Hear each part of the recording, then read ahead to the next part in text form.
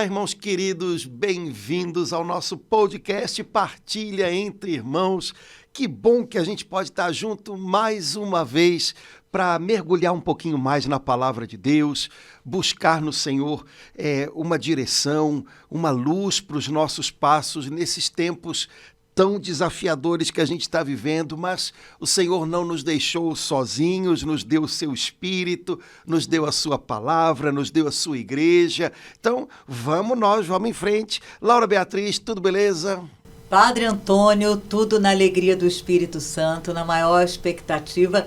Estamos entrando na semana de celebração do jubileu, Padre Antônio. Pois é, estamos quase... Nossa comunidade Bom Pastor está fazendo 50 aninhos. Jubileu de ouro. É a idade bonita.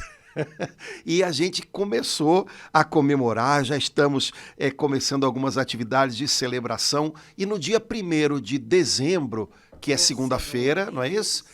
Vamos celebrar a Santa Missa, Dom Orani preside e vamos estar aqui juntos. Os irmãos que quiserem estar com a gente, vai ser uma alegria muito grande, né? Segunda-feira, dia 1º de dezembro, 20 horas, aqui na paróquia de Nossa Senhora de Copacabana e Santa Rosa de Lima, na Praça Cerzedelo Correia, na Rua Hilário de Gouveia. Antônio, né? há um apelido, a Praça... Eu sei. não pode falar, né? É politicamente incorreto. Não, mas pode, todo mundo conhece. É a Praça dos Paraíbas. Né? E a gente vai estar celebrando 50 anos em que o Senhor, chegando no coração da Doris, moveu o coração dela para que ela pudesse compartilhar com outros o que Deus estava dando a ela. E começou na sua casa com um pequeno grupo de oração, depois veio para o prédio da igreja. Eu ainda né? fui lá. Pois é, Laura Beatriz é da turma do Cenáculo de Pentecostes. Né? Então, temos uma história bonita. A gente não quer só comemorar uma história, a gente quer comemorar a fidelidade do Senhor, né? E o que Ele deseja fazer daqui para frente. Né? Deus tem sempre planos, Ele tem algo novo para cada momento, para cada etapa da história. Então a gente tem a expectativa de que o Senhor deseja continuar fazendo muitas coisas boas para esse tempo em que a gente está. Algumas pessoas, também na igreja, né, às vezes olham para trás, lembram do que já viveram e dizem: acho que já passou. E não, as coisas de Deus são para agora. Lógico. Né? Aqui Estamos agora. vivendo os tempos que Ele tem reservado para nós, então vamos vivê-los com expectativa. Então, quem desejar estar com a gente, dia 1º de dezembro, 20 horas, aqui na Nossa Senhora de Copacabana, a Santa Missa de celebração dos 50 anos da comunidade Bom Pastor. E nas nossas redes sociais, Instagram, Facebook, etc, tá tudo lá. a gente tem a programação completa com, né, cada encontro, cada momento. Então, vamos nós viver coisas boas. Precisamos, né?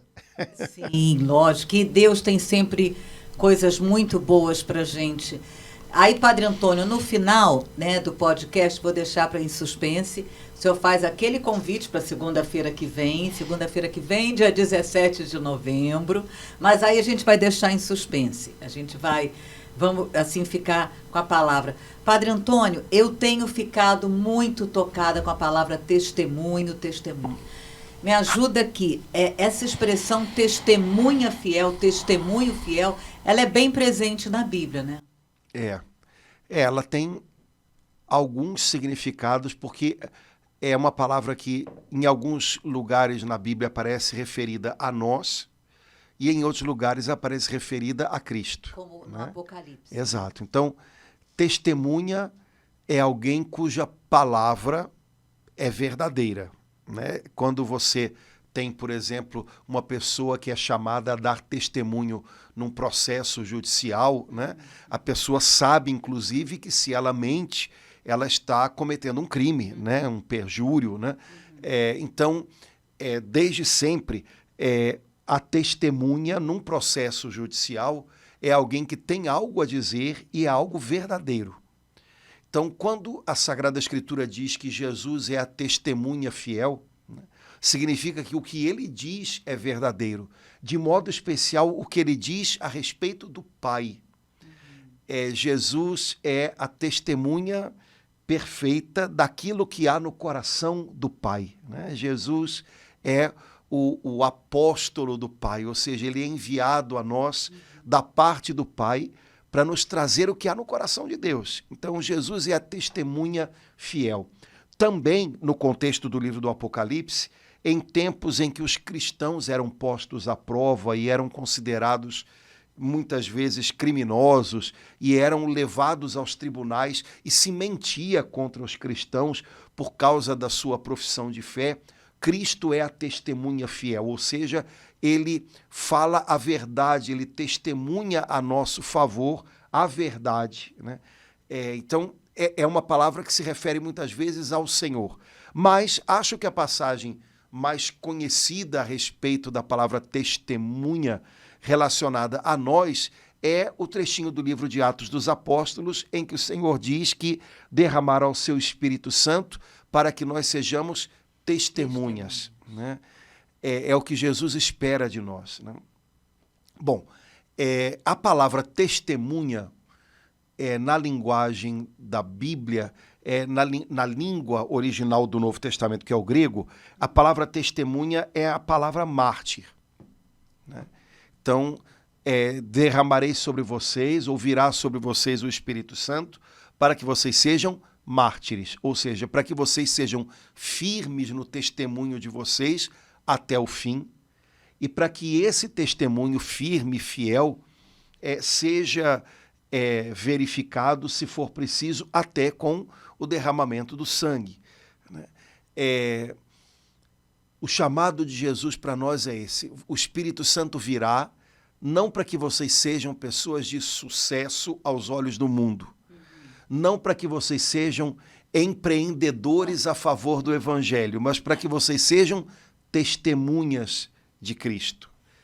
E aí tem coisas importantes, né? Porque a testemunha não é alguém que produz fatos, mas é alguém que testemunha o que viu acontecer, né? Então, Jesus não espera que nós sejamos empreendedores pelo Evangelho, façamos coisas, né? Mas Jesus espera que nós demos bom testemunho, testemunho veraz, daquilo que Ele, pelo Espírito Santo, está fazendo em nós. Acho que já é para a vida prática da gente, já é uma primeira coisa legal. Porque muitas vezes nós imaginamos que o que nós podemos oferecer de melhor pelo reino de Deus é o que nós fazemos, produzimos pelo reino, quando na verdade é o que nós testemunhamos do reino, ou seja, o que o Espírito Santo de Cristo está fazendo em nós. E sem esse bom testemunho, os nossos empreendimentos são inúteis. A gente pode, inclusive, fazer coisas aparentemente para Deus, mas de um jeito que não é o jeito de Deus. Então, isso não redunda em benefício para o reino, né? Então, somos chamados a ser testemunhas pelo poder do Espírito Santo. O que Deus faz em nós, isso precisa vir à tona. Isso certamente transparecerá. Então, basta, seja testemunha.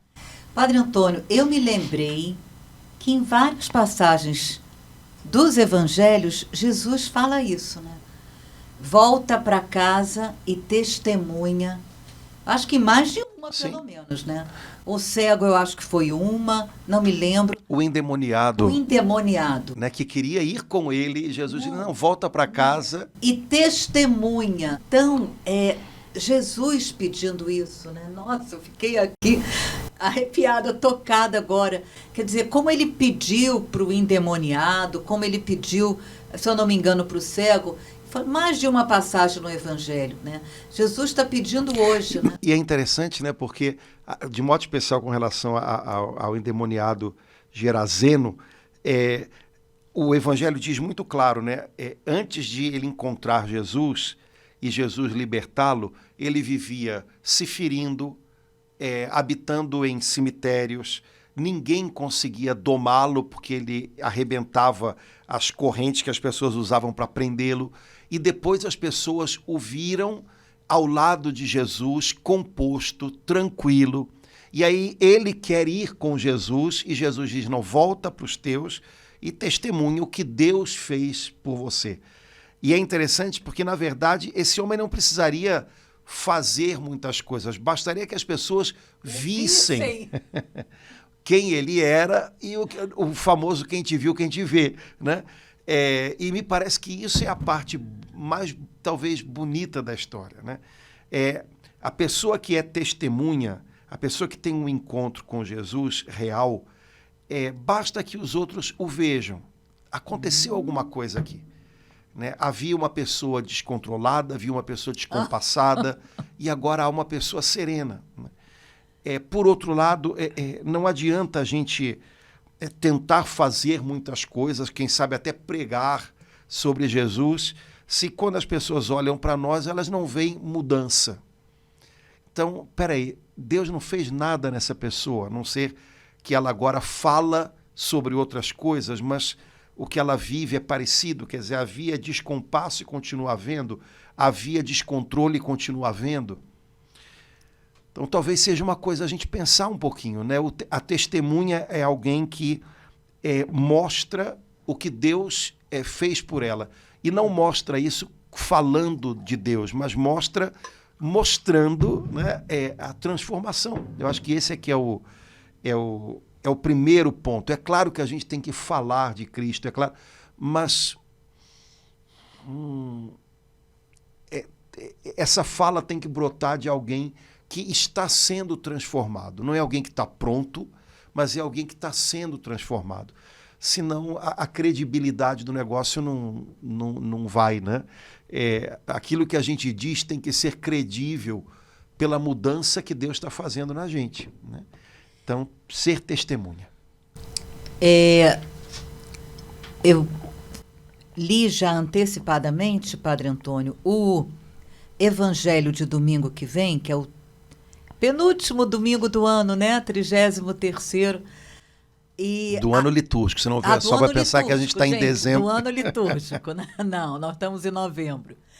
E aí eu vi que tem uma palavra muito forte no versículo 13, mas fica mais pungente, mais forte. Vou pedir para o senhor ler aí no lecionário, que a tradução da liturgia da missa ela é tão tocante, né, Padre Antônio? Ela tem... Não, acho que é uma tradução boa. Na verdade, a leitura toda, Laura, porque é importante a gente pegar a leitura toda. Então tá. O evangelho do próximo domingo, que é o 33º, do tempo comum, é Lucas, capítulo 21, versículos 5 a 19. É uma leitura relativamente grande, né? Uhum. Então, Lucas 21, 5 a 19. Tá. Nessa passagem acontece uma coisa que acontece em alguns textos do Evangelho de uma maneira mais evidente. Basta a pessoa começar a ler, ela percebe isso. Nos Evangelhos que falam sobre o tempo após a ascensão de Jesus, isso acontece com relativa frequência, que é uma certa justaposição de momentos. Há uma passagem, há um trecho no comecinho dessa leitura em que se fala da destruição do templo de Jerusalém. E logo depois se tem a impressão de que Jesus está falando de tempos que virão depois, tempos de perseguição. E em alguns outros trechos isso fica ainda mais evidente. Se tem a impressão de que Jesus está falando do final dos tempos. Então, é como se fosse uma sobreposição de momentos. Então, um momento mais próximo no qual o templo será destruído, como de fato foi no ano 70 depois de Cristo, quer dizer, relativamente 40 anos depois da ascensão do Senhor, né? Depois se fala de tempos de perseguição, tempos em que os cristãos deverão saber passar por todo tipo de dificuldade, e isso de alguma maneira acompanha a história da igreja, né? E se fala de momento ou de elementos aqui que dão a impressão do que a gente poderia chamar de final dos tempos, né? Os tempos mais próximos da segunda vinda de Jesus. Uhum. Então, nos textos que falam nos evangelhos sobre o tempo após a ascensão do Senhor, é comum que esses 3 momentos eles apareçam um pouquinho sobrepostos. Então, quando você lê, precisa perceber isso. Basta perceber isso. Então, aqui o Senhor está falando da destruição do templo, da destruição de Jerusalém, coisas que de fato aconteceram 40 anos, 50 anos após a sua ascensão. Aqui o Senhor está falando de coisas que vão acompanhar a igreja, já se deram naquele momento, mas de algum modo acompanham a igreja. Perseguição, incompreensão da parte do mundo, pressão da parte do mundo. E aqui o Senhor está falando de coisas que têm a ver com os tempos que são próximos à sua segunda vinda, que nós chamamos de final dos tempos. Uhum. Todo o tempo entre a ascensão de Jesus e a sua segunda vinda, a gente pode chamar de tempos finais. Uhum. O tempo que antecede a segunda vinda de uma maneira mais imediata, a gente pode chamar de final dos tempos. Uhum. Então, entre a ascensão e a segunda vinda de Jesus, tempos finais. Por quê? Porque não nos será dado nesse tempo, que já dura 2000 anos, nenhum recurso maior do que aquele que já nos foi dado. Cristo Jesus e o seu Espírito Santo. Ponto. Então, tempos finais. Uhum. Entre a ascensão e a sua segunda vinda. Já duram 2000 anos, mas o que nós temos hoje é o mesmo que os apóstolos tinham. Uhum. Cristo, sua palavra, o seu Espírito Santo, a igreja, os seus sacramentos, é a mesma coisa. E o testemunho deles, né? Exato. Bom, agora, tempos finais, todo esse tempo. Final dos tempos, o tempo mais imediatamente próximo, ou seja, que prepara a segunda vinda de Jesus, que tem também nos evangelhos algumas características próprias. Então, quando a gente lê textos que a gente chama de escatológicos, ou seja, textos que falam desse momento após a ascensão de Jesus, portanto, esse tempo definitivo que nós estamos vivendo, é comum que a gente veja elementos sobrepostos que se referem àquilo que foi mais imediato após a ascensão, àquilo que acompanha a igreja nesses 2000 anos, nesses tempos finais, e elementos próprios do final dos tempos, aquela época que vai preparar a segunda vinda de Jesus. Só estou dizendo isso porque agora, quando a gente lê textos dos evangelhos... Ter essa compreensão. Pronto, basta. Porque aí, senão dá a impressão de que é tudo a mesma coisa, né? E tudo no mesmo momento. Exato. Ou não aconteceu naquela época, então o que houve? Ou então, peraí, mas isso aqui já aconteceu, então o que... Não, calma. Né? Os textos, eles sobrepõem, né? Porque, eventualmente, é o que mais parece, são textos nos quais se reúne aquilo que Jesus falou em momentos distintos, mas que os evangelistas transformaram num único discurso. Uhum. Então, imagina que você começa a lembrar de coisas que o seu pai falou, que a Doris falou no início da comunidade e tal. Ah, ela falou isso. E você junta num único texto coisas que foram ditas em momentos diferentes. Uhum. Mas você juntou num texto só porque eram coisas que tinham afinidade. Uhum. Então, os evangelistas fizeram isso. Eles não eram repórteres, eles não estavam lá de Jesus. Anota aí. Não. Os evangelhos foram escritos, né, anos depois da ascensão. Então, eventualmente, eles juntam num texto só, num discurso só, elementos, lembranças de Jesus, né, sobre um determinado assunto, mas que foram ditos em momentos diferentes. Então, dá essa impressão, né? Então, vamos lá. O texto do domingo, né, de 33º domingo do tempo comum, esse ano, é Lucas 21, 5 a 19. Primeira coisa que se fala é sobre o templo de Jerusalém, que era um assunto fundamental para os judeus do tempo de Jesus e para os judeus e cristãos, porque naquele tempo ainda a separação não era tão clara, imediatamente após a ascensão de Jesus. Então, Quando o templo de Jerusalém é destruído, no ano 70, portanto, 40 anos depois da ascensão, os cristãos são, ainda na sua maioria,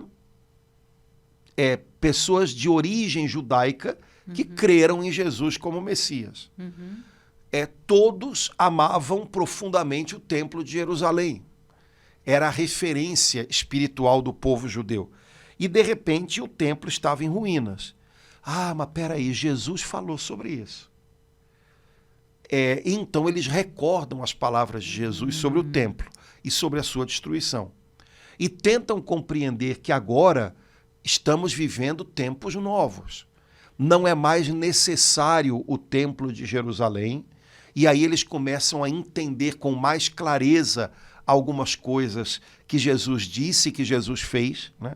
E no caso do Evangelho de Lucas aqui, se lembra que um dia Jesus estava em Jerusalém, possivelmente sentadinho em algum lugar do templo, e as pessoas que entravam no templo ficavam deslumbradas, porque os relatos que existem sobre o templo de Jerusalém dão a impressão de que era uma estrutura belíssima. Se você vai a Jerusalém, ainda hoje, você vê algumas pedras que foram usadas, e eram pedras, imagina, nessa sala que a gente está, de uma parede a outra, uma única pedra. Então, sei lá, 1, 2, 3 toneladas, uma pedra. Quer dizer, aquilo era grandioso. O templo tinha paredes revestidas de ouro, sobre a qual incidia a luz, né, as quais incidia a luz do sol. Quer dizer, aquilo era belíssimo, né? E São Lucas diz, as pessoas entravam no templo e, né, as suas belas pedras, suas ofertas votivas. E Jesus então diz, vocês admiram tudo isso? Pois vão chegar dias em que não ficará pedra sobre pedra, tudo será destruído.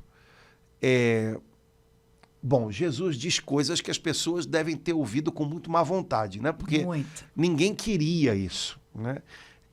E não dava a impressão de que isso fosse possível. E deve ter sido uma recepção horrorosa. Né? Como isso aqui um dia não vai ter pedra sobre pedra? Usando uma comparação um pouquinho, mas é para a gente entender, né? Quem lembra, né? Porque já tem tempo, então o pessoal mais jovenzinho não lembra, não viu, sei lá, mas quem lembra do dia em que desmoronaram as Torres Gêmeas em Nova York? Se uma semana antes, se um ano antes, se 10 anos, se quando aquelas torres foram construídas, alguém dissesse, um dia isso aqui tudo vai desabar. Como? Bobagem é essa, não tem, isso aqui está sendo muito bem construído. Não, isso daqui, imagina, né? E de repente, num dia, nós vimos aqui, naquele dia, aquela cena milhares de vezes, porque aquilo repetiu sem parar na televisão, né? De repente, a gente viu tudo aquilo desmoronar, né? Então, acho que deve ter soado parecido quando Jesus disse, não vai ficar pedra sobre pedra. Como isso? Né? Como seria possível isso? Né? Eu acho que nesse momento, Jesus, profetizando desse modo, isso tem uma série de ligações, né? Lembrem que a Bíblia, ela se entende com as ligações que a gente consegue perceber entre Antigo e Novo Testamento, entre profecias. Então, havia uma clara expectativa de que o Messias, uma das coisas que ele poderia fazer seria reconstruir o templo em novas bases. Enfim, e de fato Jesus fez isso, mas de uma maneira que ninguém imaginava, né? Lembrando, quando Jesus entra no templo e expulsa os vendilhões, Jesus mostra que ele é o Messias e que ele está reconstruindo o templo em outras bases, mas ele não está mais oferecendo ao mundo e ao povo de Israel um templo de pedra. Ele está dizendo, esse templo que vocês vão destruir, eu reconstruirei. Depois, os discípulos entendem, ele estava falando do templo do seu corpo. Portanto, era claro para os judeus que o Messias, ele reorganizaria muita coisa. Uma dessas coisas seria o templo e o culto do templo. Então, Jesus está se referindo a isso, né? Mas Jesus também está, de alguma maneira, relativizando tudo aquilo. Os judeus sabiam que viria uma nova e perfeita aliança, em que o culto que eles prestariam a Deus seria perfeitíssimo, e, portanto, o templo, pelas mãos do Messias, seria renovado, restaurado. Eles sabiam disso, mas eles não viviam com isso diante dos olhos. Tinham a impressão, como, por exemplo, as pessoas da época de Jesus, né, de que tudo aquilo dali era para sempre. Quando, na verdade, as profecias, né, do Antigo Testamento, o modo como o templo foi, tudo indicava de que, olha, quando vier o Messias, tudo isso será superado por um culto perfeito, por um templo perfeito. Mas, de repente, os judeus não viviam mais tendo isso diante dos olhos e tendo a impressão de que aquilo ali seria para sempre. Jesus, quando diz que o templo vai ser destruído, ele está relativizando coisas que eram relativas, mas que as pessoas estavam tratando como se fossem coisas absolutas e perpétuas. Eu acho que nesse ponto Jesus já está dando uma dica para a gente, né? Cuidado para não absolutizar o que é relativo. Cuidado para não tratar como eterno o que é passageiro. É como se Jesus estivesse dizendo, olha, as coisas de Deus não são Deus. Portanto, não trate como divinas coisas que são passageiras e que são feitas pelos homens. Pedras colocadas sobre pedras por mãos humanas. Essas coisas, em algum momento, podem desmoronar. E é natural que elas desmoronem, porque tudo que tem começo tem fim. Então, eu acho que nesse ponto Jesus está dando para a gente uma lição que nenhum de nós gosta de ouvir, mas que é muito necessária, né? Mesmo as coisas que você faz para Deus, elas não são Deus. Então, em algum momento elas podem escapar das suas mãos, elas podem desmoronar, Deus pode querer contar com você de outra maneira. Não absolutize o que é relativo. Acho que por isso, então, Padre Antônio, que naquele momento que ele conta aquela parábola, que o patrão saiu, quando voltou, o empregado fez tudo, e é uma palavra que a gente não gosta, ele diz, você fez o que você tinha que fazer, servo inútil. É isso? Também. Isso pode ter tantas aplicações. Porque a gente não gosta de ouvir essa palavra, né? Imagina, eu faço tanta coisa para Deus. Olha, o Papa Bento XVI, ele entrou para a história, né, como um homem que alertou muito o mundo ocidental. O que é relativo? Exato, né? Sobre relativismo. Ele foi incrível. E aí ele bateu muito nessa tecla. Estão relativizando aquilo que é absoluto. Mas pelo menos um texto muito interessante dele, ele usa para dizer que, pois mas a gente também pode fazer o contrário, que é absolutizar o que é relativo. E aí ele fala, olha, o mundo relativiza o que é absoluto, né? Mas todo mundo precisa de um critério absoluto. Então o mundo absolutiza o que é relativo. Né? Então a gente percebe isso, né? Quer dizer, o dinheiro, né? Sei lá, cara, até a fama, a juventude. A quantidade de seguidores. Tudo. A gente absolutiza essas coisas como se elas pudessem ser critérios últimos pelos quais a gente vai guiar as atitudes da gente, os juízos da gente, enfim. Então, são os dois lados, no fundo, de uma mesma moeda. Relativizar o que é absoluto, ou seja, você perder de vista aquilo que não pode ser negociado. E, por outro lado, você acabar absolutizando o que é relativo. Então, Jesus, de alguma maneira, ele está alertando, né, os judeus do seu tempo. Olhem, em algum momento isso aqui tudo vai desmoronar.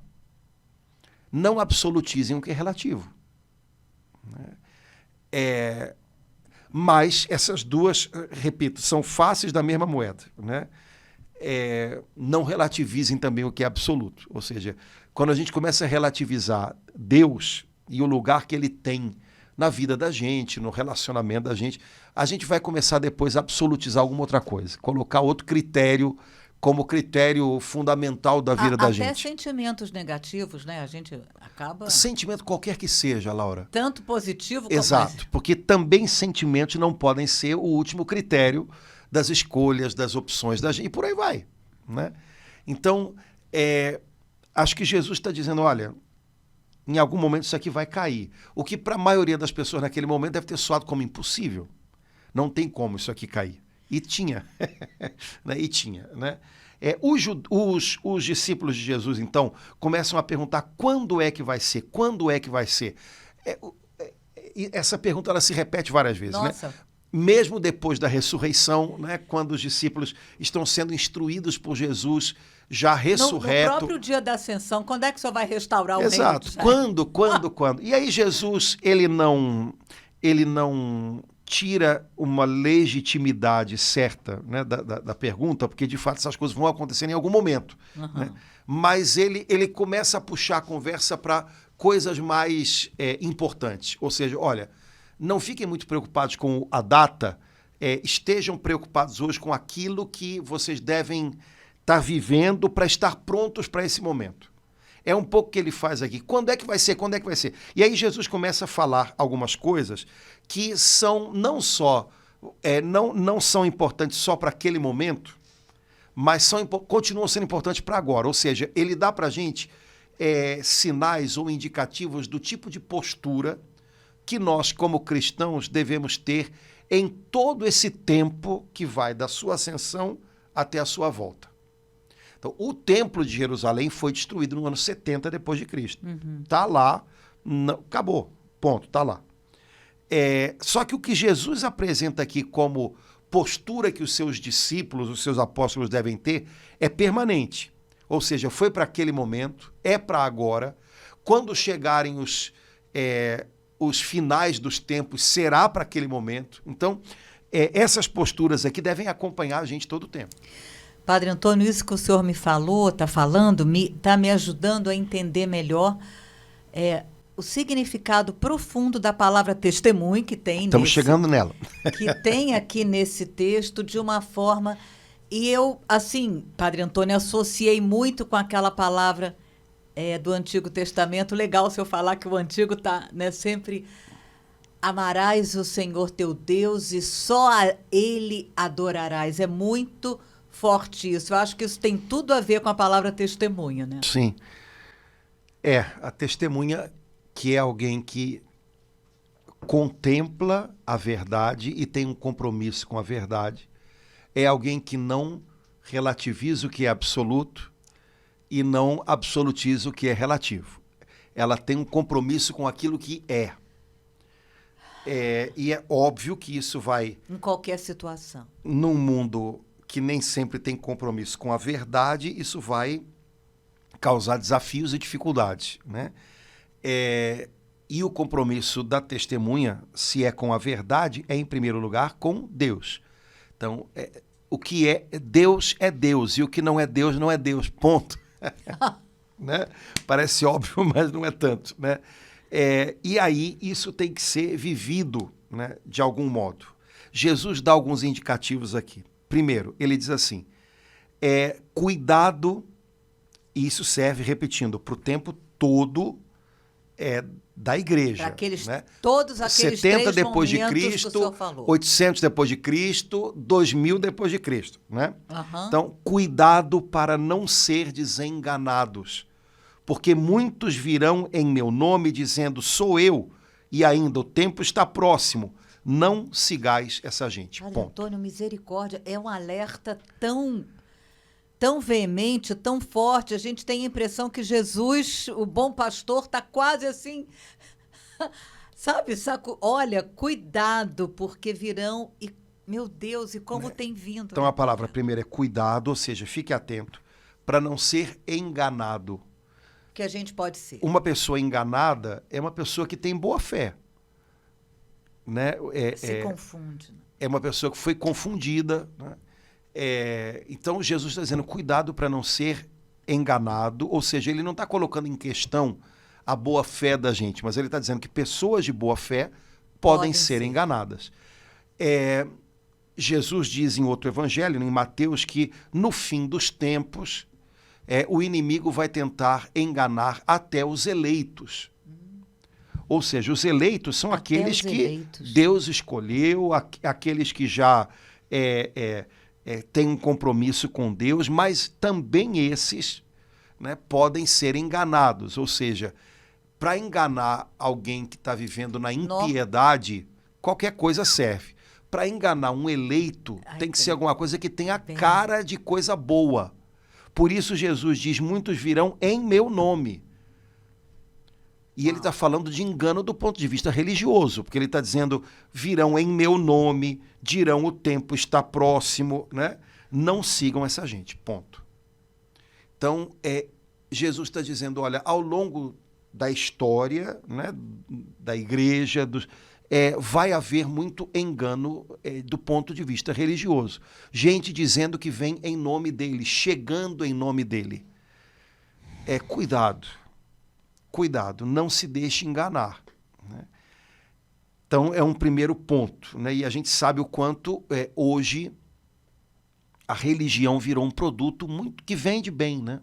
Que vende bem. Vende bem. Então, atenção a isso. Né? Não sigam essa gente. A impressão que dá é que Jesus está falando de um movimento. Né? Virão em meu nome, não sigam essa gente. Sabe, é uma coisa é como se fosse uma correriazinha. Né? Uhum. Não sigam essa gente, não vão atrás disso. Depois Jesus diz, quando vocês ouvirem falar de guerras e revoluções, não fiquem apavorados. Essas coisas devem acontecer, mas não é logo o fim.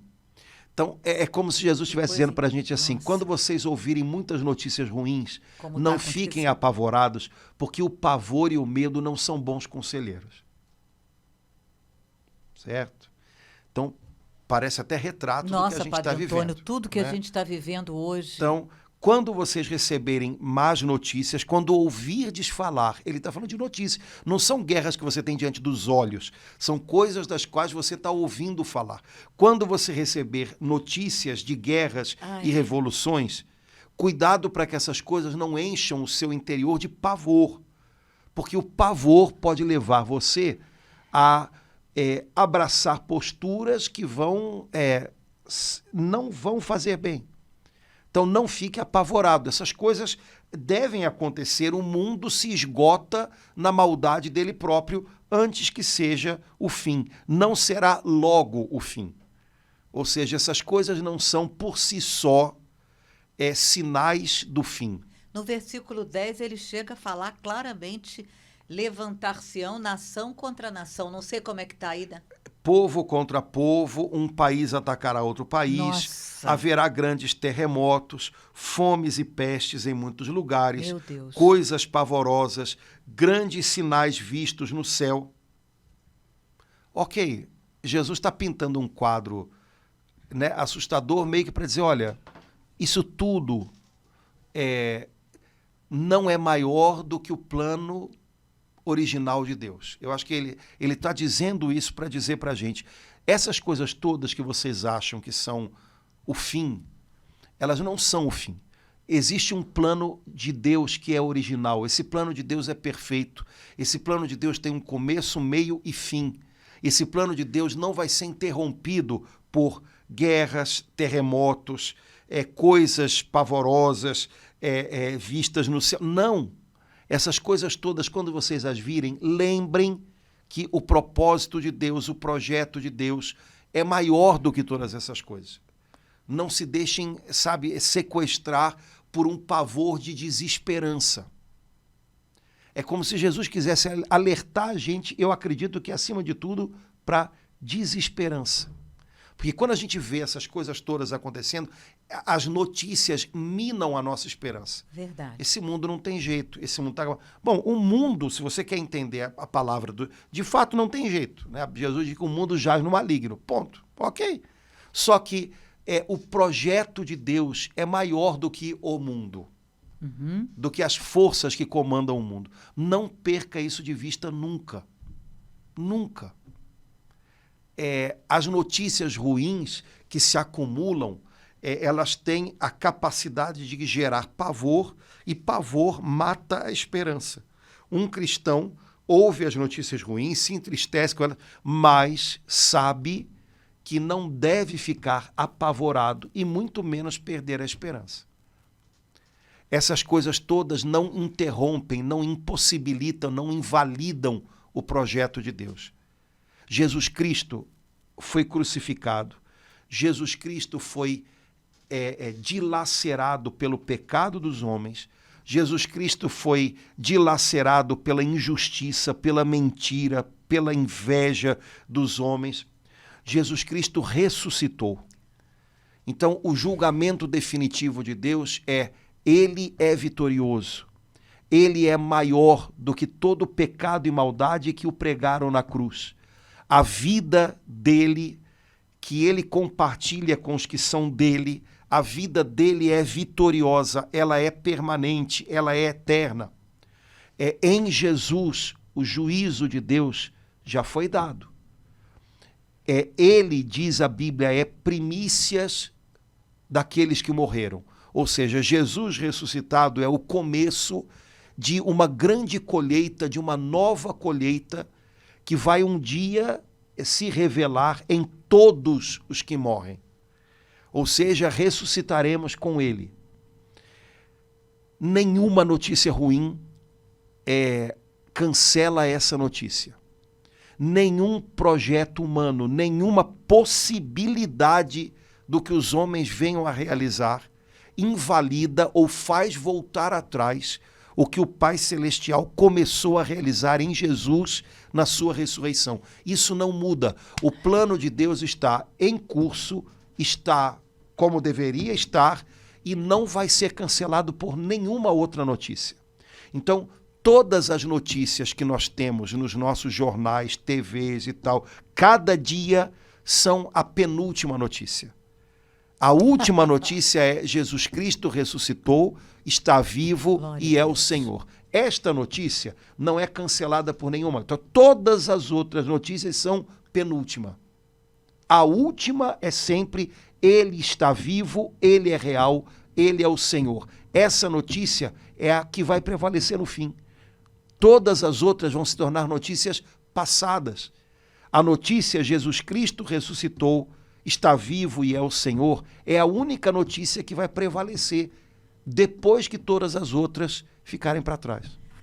Nossa, Padre Antônio, então é esse evangelho, esse final de ano, né, litúrgico, agora do próximo domingo, vem nos dar esse alerta tão forte que a gente corre o risco diante de notícias terríveis que são seguidas de outras notícias mais terríveis, com violência, com morte, com desabrigados, com pessoas que perderam tudo, com pessoas que viram a família morrer. Tudo isso, todas essas notícias que a gente tem ouvido, se a gente não tomar cuidado, a gente corre o risco de, diante delas, o poder de Deus, o amor, a gente fala: creio em Deus Pai Todo-Poderoso.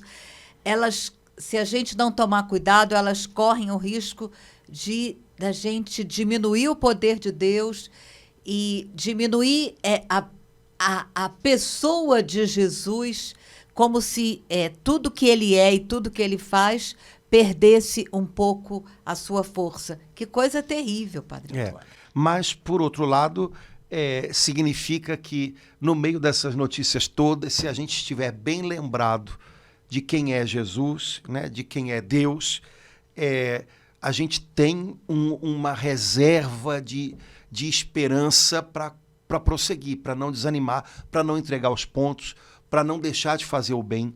Né? Jesus diz isso, o Evangelho diz isso: não vos canseis de fazer o bem. Né? Então, vamos lá, cara, no meio de tudo isso que a gente está vivendo, vamos continuar. Né? Vamos continuar. Laura, a gente tem, você estava falando, a gente tem vários santos ao longo da história da igreja que testemunharam, principalmente mártires, né? Já na hora da morte, né? A sua fé. Aquele jovenzinho mexicano, Padre Antônio. Pois é, e deram mostras disso, né? São José Sanches, né? Que Viva Cristo Rei! Viva Cristo Rei e caiu na vala que obrigaram ele a cavar, né? Eu estava lembrando, né? Você estava falando, eu estava lembrando de Santa Cecília, né, quando descobriram os restos mortais de Santa Cecília numa catacumba romana, né, Santa Cecília estava deposta de lado e ela estava com os dedos assim. Né? Encontraram ela com os braços assim. Né? Ela morreu, né, ela não podia falar, ela morreu com o pescoço cortado, mas ela fez questão de morrer mostrando um só Deus em três pessoas. Quer dizer, os santos, né, os mártires, a palavra mártir quer dizer testemunha, eles mostram isso, né? Olha, podem me calar, mas não podem calar a verdade que eu carrego. Podem me deter por um tempo, mas não podem deter aquele por quem eu estou dando a minha vida. Né? Então, não perder nunca isso de vista e saber dessas histórias e entender que nós fazemos parte desse povo, dessa família de Deus, isso para nós é fundamental, porque agora é a nossa vez de testemunhar. Agora é a nossa vez. Né? Tanto é verdade que Jesus diz... No final, ele faz uma promessa maravilhosa, arrebatadora, que nos enche assim, de alegria para enfrentar esses momentos conturbados, né, Padre Pois Antônio? Jesus diz, olha, vocês vão ser perseguidos. Diz um outro trechinho, né? As pessoas vão fazer mal a vocês pensando que estão fazendo um bem. Mas, né, não se preocupem em planejar nada, defesa, o que vão dizer. Né? Eu darei palavras acertadas, né, para que vocês testemunhem a fé. Esse 13 é muito forte, quer dizer, tudo isso vai acontecer para que vos sirva de testemunho. Seja ocasião em que vocês testemunhem a fé. Né? Então, quando houver momentos difíceis, quando alguém contrapuser alguma coisa, quando alguém disser alguma coisa, eu estou tendo agora a chance de compartilhar minha fé. Não é de usar minha fé para agredir, não é de usar minha fé para brigar com o outro. Não, eu estou tendo a chance de dividir com o outro o que eu tenho de melhor. Eu vou aproveitar essa chance. Né? Eu vou aproveitar essa chance. Quando eu sou contraposto de alguma maneira, quando alguém me questiona, quando alguém, sei lá, né? Eu tenho a chance de compartilhar o que eu creio. Eu não preciso transformar o que eu creio numa arma para brigar com o outro, para ferir o outro. Basta que eu compartilhe com o outro aquilo que eu creio, aquilo que o Senhor tem feito na minha vida. Então, seja testemunha. Nessa hora, seja testemunha. É só o que o Senhor pede da gente. Ele não pede que a gente convença, ele não pede que a gente, sei lá, sobrepuje o outro. Não, seja testemunha. Testemunhe a sua fé. Sem planejar nada, sem ficar imaginando com antecedência o que você tem que dizer, o que você tem que fazer. Né? Não, deixe, eu vou dar a palavra certa para que você possa dizê-la. Pois é, Padre Antônio, eu acho que num momento desse, a gente esquece essa promessa maravilhosa, né? Incrível, essa promessa fortíssima do versículo 15. Eu vos darei, depois vou pedir para o senhor ler aí uma palavra de sabedoria, e aí a gente começa a falar umas palavras que não tem nada a ver, palavras que entra na guerra junto com o outro, palavras violentas, até para machucar, para ferir. Então, esquecemos dessa promessa incrível, arrebatadora que Jesus nos dá. A gente tem que lembrar o seguinte, nós somos gente, né? E o nosso primeiro impulso geralmente é uma reação carnal.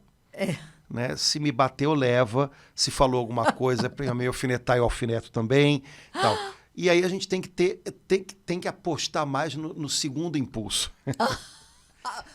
O segundo impulso aí sim é que às vezes é inspirado por Deus, né? Então, deixa passar o primeiro impulso, que é o impulso da indignação, da raiva, da vontade de reagir. E o segundo impulso talvez seja essa palavra que Jesus disse, eu vou mostrar para você a palavra certa. O negócio é que todo o tempo, também nessas horas em que a gente é posto à prova, no fundo, a gente também está lidando com a carne da gente. Na carne. Então vai com calma, respira fundo. Será que é isso? Será que vale a pena falar desse jeito? Será que é por aí? Né? Eu sei que é complicado, que todos nós somos muito parecidos, então a vontade que dá é dizer meia dúzia de verdade, né? Que a gente acha que são verdades ou do jeito que a gente acha que a pessoa merece, mas não é. Espera. O Senhor vai te dar palavras. Então, recebe primeiro dele, para que você possa dar a palavra. Né? Você não precisa estar com a resposta na ponta da língua toda hora. Para que isso? Né? E até porque há pessoas que, quando contrapõem alguma coisa, no fundo elas de verdade não querem que você esteja tirando uma dúvida. E às vezes, quando você espera que o Senhor dê a palavra certa, ele te mostra, cara, o que essa pessoa está precisando não é de uma resposta matemática da sua parte, é que você diga para ela, cara, eu entendo o que você está falando. Sei lá o quê. Entendeu? Então, mais atenção ao Senhor do que ao que vem ali dos outros, sabe? O primeiro impulso é sempre uma reação para o que vem de fora. E Jesus diz, eu vos darei palavras. Isso significa que eu tenho que estar pronto para receber dele uma palavra. Hoje em dia usam umas expressões engraçadas, né? Não, o fulano Beltrano está pautando a questão, está pautando na internet, né? É quando tem alguma pessoa que de alguma maneira dá o rumo da conversa. Pois é, quem é que está pautando as minhas conversas? É o Espírito Santo ou é o outro que me tira do sério? Né? Então, não é, cuidado. Quem é que está pautando o que eu vou falar, o modo como eu vou falar? Quem é que está dando a pauta? É essa pessoa? É aquela? Ou é Jesus? Então, Padre Antônio, a gente corre o risco, a gente começou falando sobre testemunho, a gente corre um risco terrível de ser antitestemunho.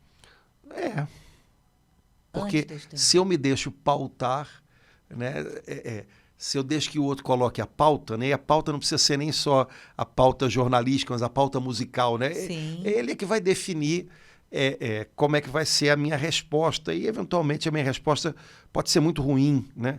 Eu posso falar coisas de conteúdo religioso, bíblico, mas eu posso falar de um jeito que mostra que, cara, aquilo dali não caiu dentro. Aquilo passou do meu lado, mas não caiu dentro, não transformou dentro. Né? Então, atenção a essas coisas. Né? A gente vive num mundo que bota a gente muito apressado para falar, para reagir, para responder. E essa pressa, às vezes, nos rouba a capacidade de discernir o que vale a pena ser falado, o que vale a pena, né, ser respondido, o modo como as coisas devem ser faladas. Né? Pressa não é um bom aliado quando eu devo dar testemunho, porque a pressa normalmente vai extrair de mim o que é a reação mais impulsiva. Jesus ficou em silêncio quando Pilatos perguntou o que é a verdade. Uhum. Né? E Pilatos, pelos relatos, ficou... Jesus ficou em silêncio diante de Herodes. Eu tenho uma impressão, eu nunca fiz isso não, mas eu vou acabar fazendo qualquer dessas, vou pegar um marca-texto e vou na Bíblia. Eu tenho a impressão de que à medida que a paixão de Jesus avança, Jesus vai falando cada vez menos. É como se ele percebesse que aquele ambiente... E ele precisava estar muito ligado ao Pai para fazer o que era preciso. Ao invés de tentar dar respostas a gente que não queria respostas. Pelo menos não queria naquele momento. Né? Então, talvez... e o testemunho de Jesus, né? Ele veio para dar testemunho da verdade. Todo aquele que é da verdade e ouve a minha voz. O testemunho de Jesus na sua paixão fala mais alto do que qualquer outra coisa, né? Sim. Na paixão, Jesus não fez discursos. Né? Mas é interessante, né? A Bíblia diz que um soldado romano, vendo o modo como Jesus morreu, exclamou, na verdade esse homem é o Filho de Deus. Quer dizer, até o modo como Jesus morreu, nossa, testemunhou a verdade. Que coisa... Meu Deus. É para um cara que via oficial romano lidando todo dia com Viu tanta gente morrer, mas o modo como Jesus morreu foi diferente. Pois então, o modo como a gente vive deve dar testemunho. Uhum. E isso deve ser mais contundente do que qualquer palavra nossa. Porque se eu acho que eu posso testemunhar Jesus gritando sobre os outros, gritando mais alto que os outros, isso também vai passar. Esse testemunho não é um testemunho veraz. É meio como o Templo de Jerusalém, vai cair. Em algum momento vai desmoronar. Então, Jesus termina, como você falou, Laura, fazendo uma big promessa, né? É permanecendo firmes que ireis ganhar a vida. Nem um só fio de cabelo da vossa cabeça vocês vão perder, né? O Pai conta todos eles, mas é permanecendo firmes que ganhareis a vida. Jesus está alertando para a gente, olha, firmeza, constância, perseverança, até o fim. Cada dia até o fim. Há muitos anos atrás, a gente já ouviu isso aqui na comunidade, alguém veio aqui, não sei se foi o pastor Moza, não sei quem foi que falou, que uma vez um pastorzinho bem simples, né, pregando, disse: os cristãos têm muita iniciativa e pouca acabativa. Né? Então, a gente começa muita coisa e às vezes começa bem, mas não termina, ou termina mal. Né? Jesus diz, permanecendo firmes, ou seja, sendo fiéis até o fim, que vocês vão ganhar a vida. E a gente sabe o como é difícil, depois de 1, 2, 3, 10, 20, 50 anos, permanecer firme, de modo especial quando ao redor você tem a impressão de que tudo parece estar indo na contramão. Né? Mas Jesus diz para a gente, mas é essa constância e essa perseverança que vai garantir para vocês a vida eterna. Então, sejam fiéis. Padre Antônio, um testemunho de 30 segundos. Hoje é o meu aniversário de batismo no Espírito. Há 48 anos Deus tem me dado essa graça, Padre Antônio. Que bom, parabéns. Quase a sua idade, hein? Quase. Mas já estou mais velho, né? Mas até o fim. Até o fim. E enquanto não chegar ao fim, ainda não podemos parar. Não. Né? Não podemos desanimar. Não. Então, cada dia, como se fosse o primeiro, como se fosse o último. Senhor, faz-me fiel. Né? A gente cantava tanto essa Linda, musiquinha, essa né? música maravilhosa. Faz-me fiel, Senhor Jesus. Há uma carreira a correr, uma vitória a alcançar. Cada hora em meu viver, faz-me fiel. Eu acho que é a grande oração que a gente poderia fazer hoje, né? Senhor, Amém. Me faz fiel no meio de tantas coisas, cheias de altos e baixos, num mundo, às vezes, que parece que enche a gente de más notícias, que coloca a gente sempre tão apressado. Faz-me fiel. Se a gente aprender com o Senhor cada dia essa graça da fidelidade, está valendo. Faz-me fiel para poder ter o segundo impulso, né? Exato, né? Para não ser arrastado pelo primeiro impulso, que é o impulso da carne, mas para ter uma palavra que venha do Senhor, para que eu dê bom testemunho. Bom testemunho. Então, que o Senhor nos dê a graça de viver isso no dia de hoje. Amém. Né? Laura, então você pediu para a gente falar sobre o dia 17. Isso, né? segunda-feira. 17 de novembro, segunda-feira, 20 horas. Bom, toda segunda-feira, 20 horas, é o horário do nosso grupo de oração. Sim. Mas nessa segunda-feira, dia especial. 17, 20 horas, a gente quer convidar, de modo especial, os irmãos que participam de algum grupo de oração, né, da Renovação, aqui na Arquidiocese do Rio, no Vicariato Sul, para estarem com a gente, já comemorando o aniversário da comunidade.